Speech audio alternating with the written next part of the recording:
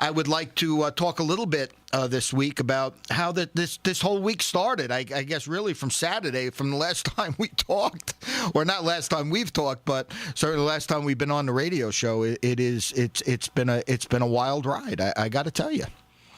Well, Louis, our country's lost its mind. I'll give you an example here in Texas that I tried to bring one. We have, I believe, it's like 1,000 children every day crossing the Mexican border from the ages of 3 to 17. Right. No adults.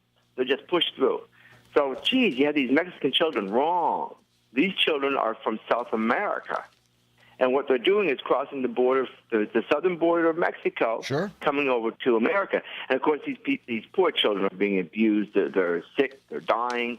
So we have this, one of the answers that our wonderful lawmakers in Washington decided to do was, well, why don't we just help the Mexicans support and develop their southern border? And it immediately hit me, Lou, why don't we try working on our southern border and not helping Mexico, and wouldn't that resolve the issue? And I thought about that, Lou, and that sounds cool. What about these poor children?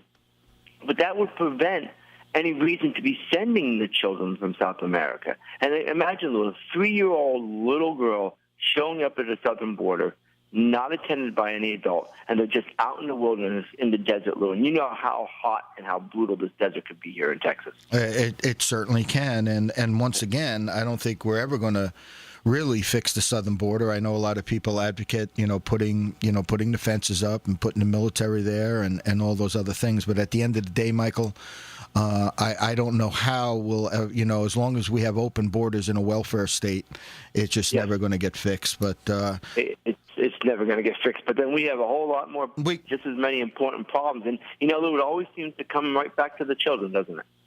I think you're giving me a softball here, Michael, because that is absolutely correct. And certainly this past week, I just sent you a picture, and I thought maybe you've seen it, but just that individual who's trying to keep his kids, and he's not fighting with his ex-wife, he is fighting with the state. And I sent that picture out to a few of our local people here. We haven't posted it only because of the children's anonymity.